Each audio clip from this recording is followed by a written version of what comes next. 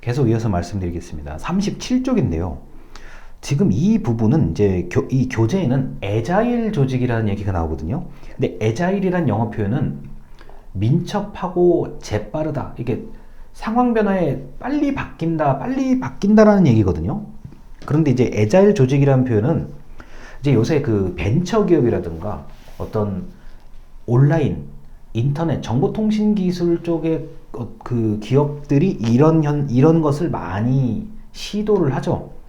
갑자기 시장 상황이 바뀌고 있는데 요 시장 상황 바뀌는 것에 대해서 요것만 좀 집중해서 그 일을 할 수 있는 조직을 한번 만들어 보자. 이런 것들이 애자일 조직 개념입니다. 자, 그래서 이제 37쪽의 위에서 7번째 줄 보면은 자율 조직제를 도입했다는 얘기가 나와요. 우리나라 표현으로 굳이 얘기하면 자율 조직제라고 얘기를 합니다. 자, 그리고 이제 우리가 어차피 중간고사 지나고 나서 행정학 영역이라는 우리 공기업이나 공공기관을 얘기할 텐데, 행정학 전공에서 말하는 에드호크라시라는 조직이 있어요. 제가 대학교 때 이 단어가 처음 나왔는데, 에드호크라시가 뭐냐라고 당시에는 이게 누구도 이걸 뭐라고 얘기를 못해요. 이게 처음 보는 조직 형태니까요. 좀 애매했는데, 지금 뭐 20년이 지난 지금 보면 이게 특별 임시 조직이에요. 무슨 말이냐?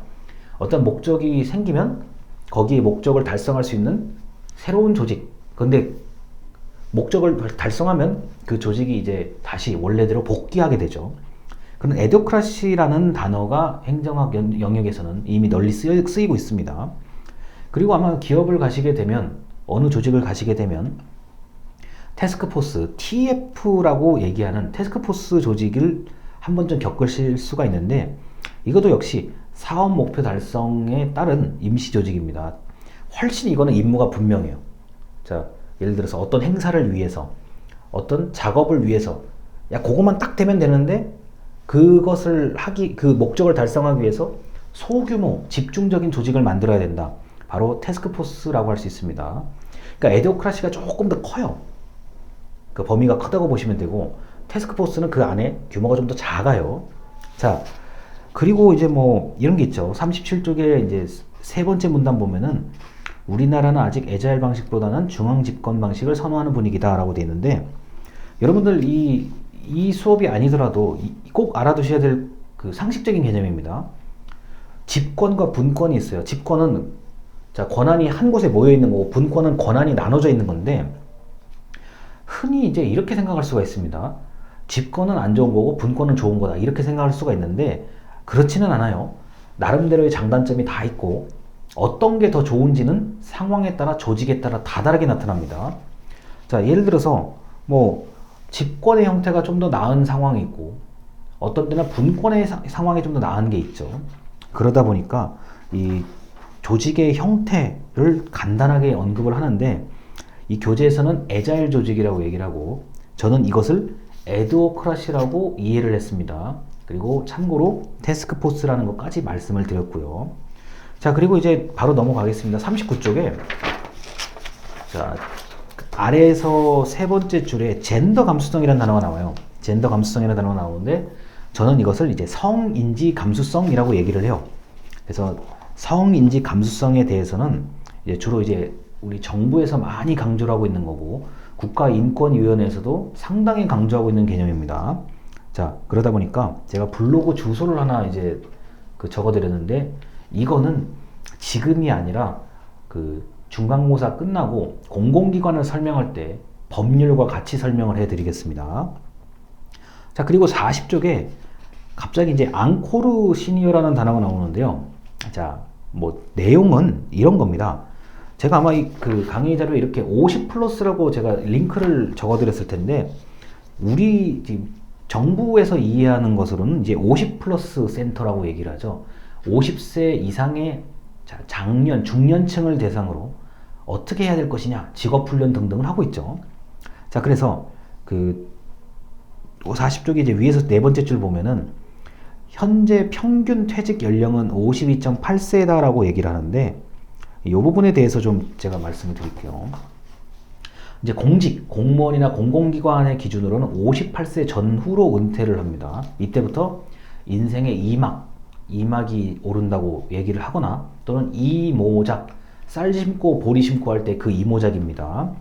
자, 대기업도 만약에 임원으로 갈 게 아니라고 한다면 50세 전후에 은퇴를 하게 됩니다. 그러면은 또 역시 그때부터 인생 이막, 자, 쌀 심고 보리 심는 이모작이라고 얘기를 합니다. 자, 그래서 40쪽의 아래에서 두 번째 줄입니다. 앙코르 커리어는 퇴직 이후에 경력을 바탕으로 의미 있는 일을 하는 활동을 말한다. 까지만 아시면 돼요. 자, 그런데 제가 이제 퇴직 후에 경력을 활용하는 분들을 적지 않게 만나본 사람으로서 얘기하는데, 일단 어떤 회사에서 어떤 조직에서 무슨 일을 얼마나 몇 년 동안 해왔는지가 결국은 제일 중요해요. 그러니까 예를 들어서요, 제가 이제 그 50세 이상의 분들을 채용을 할 때 면접관을 몇 번 해본 적이 있는데, 자, 이력서를 볼 수밖에 없죠. 그거는 블라인드 채용이 아니에요.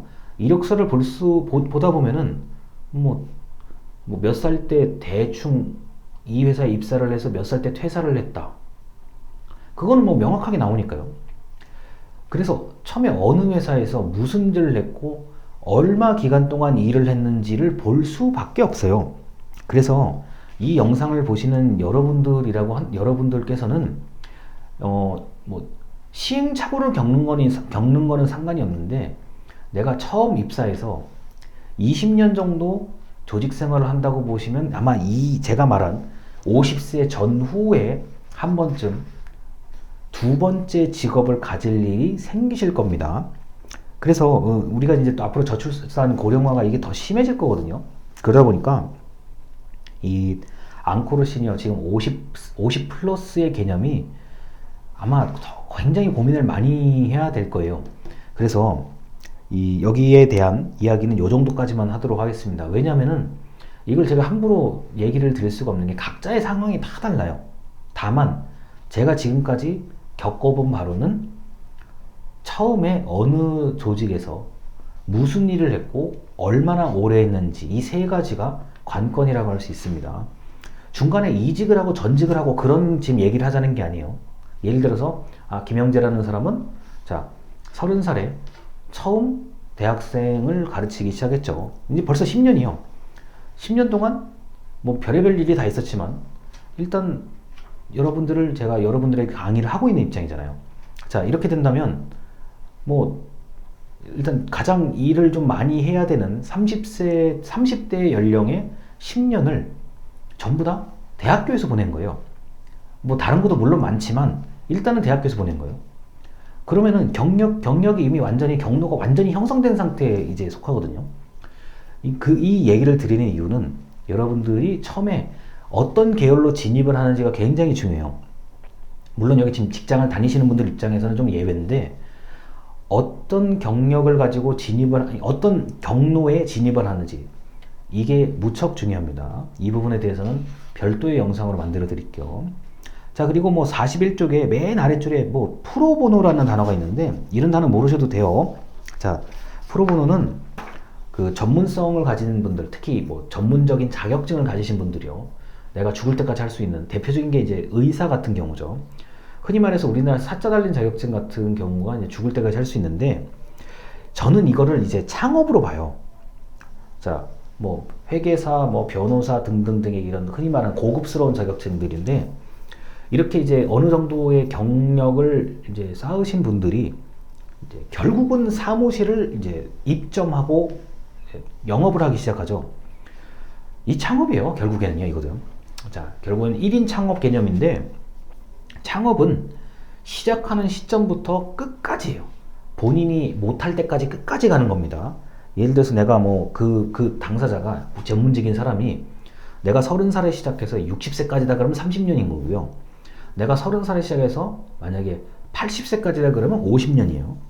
자, 그런데 이 창업이라는 거는 결국에 내가 누군가로부터 급여를 받는 게 아니라 내가 어떻게든 돈을 벌어야 되는 거거든요. 그리고 만약에 사업이 좀 더 커지게 되면 내가 직원에게 또는 월급을 줘야 되는 입장이기 때문에 이거는 좀 얘기하기 거리가 굉장히 많다고 볼 수 있습니다. 자, 그래서 이렇게까지를 보시면 기본적인 채용의 트렌드에 대해서는 넓은 얘기들은 다 드린 것 같고요. 이제 다음 영상에서 이력서에 대한 얘기를 집중적으로 드리도록 하겠습니다. 감사합니다.